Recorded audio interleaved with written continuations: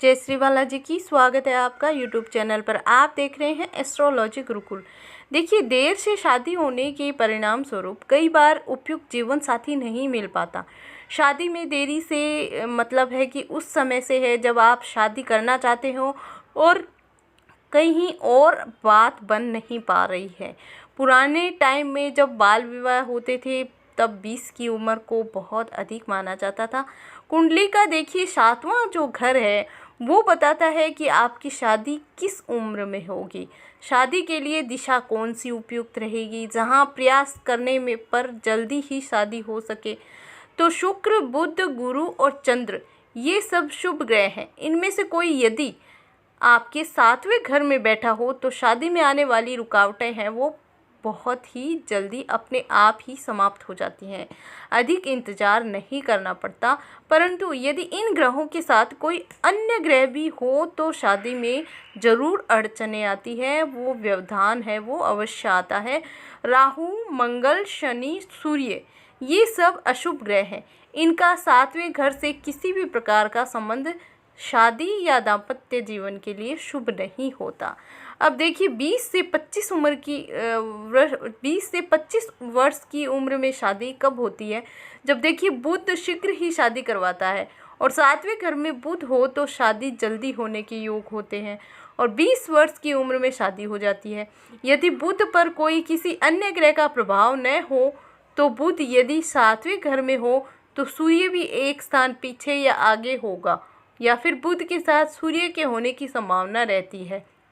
सूर्य साथ हो तो 2 साल का विलंब शादी में अवश्य होगा, 2 साल वेट करना पड़ता है। इस तरह उम्र 22 में शादी का योग बनता है। यदि सूर्य के अंश है वो क्षीण हो तो शादी केवल 20 से 21 वर्ष की उम्र में हो जाती है। इसका मतलब ये है कि जब बुध 7वें घर में हो तब 20 से 25 की उम्र में शादी का योग बनता है। अब देखिए 25 से 27 की उम्र में अगर शादी होती है तो देखिए यदि शुक्र है वो गुरु या चंद्र आपकी कुंडली के 7वें घर में है तो 24 या 25 की उम्र में शादी होने की संभावना बनती है। गुरु 7वें घर में हो तो शादी 25 की उम्र में होती है। गुरु पर सूर्य या मंगल का प्रभाव हो तो शादी में 1 साल की देरी समझे। राहु या शनि का प्रभाव हो तो 2 साल की देरी यानी कि 27 साल की उम्र में शादी होती है। शुक्र 7वें और शुक्र पर मंगल सूर्य का प्रभाव हो तो शादी में 2 साल की देरी अवश्य है और शनि का प्रभाव होने पर 1 साल यानी 26 साल की उम्र में, और यदि राहु का प्रभाव शुक्र पर हो तो शादी में 2 साल का विलंब होता है।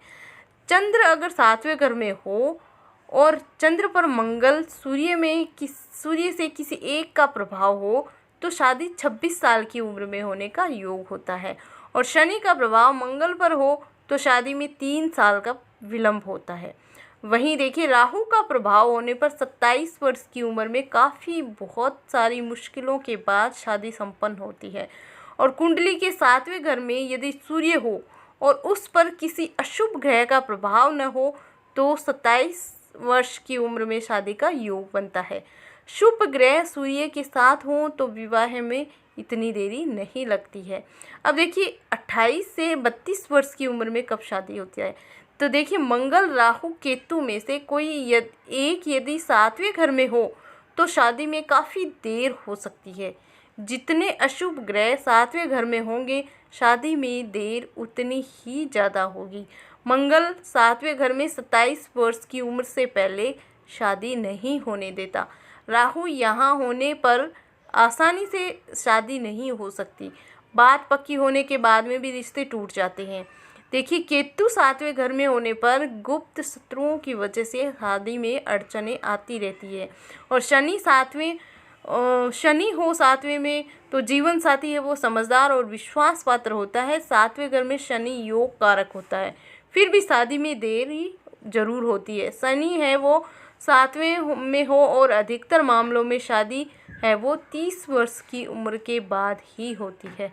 अब देखिए 32 से 40 वर्ष की उम्र में शादी में इतनी देर तब होती है जब एक से ज़्यादा अशुभ ग्रहों का प्रभाव है वो 7वें घर पर हो। शनि राहु, मंगल राहु या शनि सूर्य या सूर्य मंगल, सूर्य राहु एक साथ 7वें या 8वें घर में हो तो शादी में बहुत अधिक देरी होने की संभावना रहती है।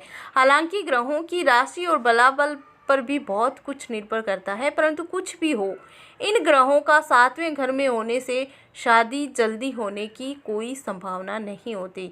शादी में देरी के लिए जो ऊपर मैंने जो बताया है उनमें से अधिक सूक्ष्म गणना की आवश्यकता जरूर है, परंतु मोटे तौर पर ये नियम है वो बहुत ही व्यवहारिक सिद्ध होते हैं। तो अगर आपको अपनी कुंडली से रिलेटेड कोई भी जानकारी चाहिए, तो ये तो सब मोटा मोटी बातें हैं। अगर आपको कुंडली से रिलेटेड जानकारी चाहिए तो आप मेरे चैनल को सब्सक्राइब कर दीजिए और बेल बटन को प्रेस कर दीजिए। कमेंट बॉक्स में कमेंट करके मुझसे आप कोई भी सवाल है वो पूछ सकते हैं। आज के लिए इतना ही, मिलते हैं अगले वीडियो में नई जानकारी के साथ।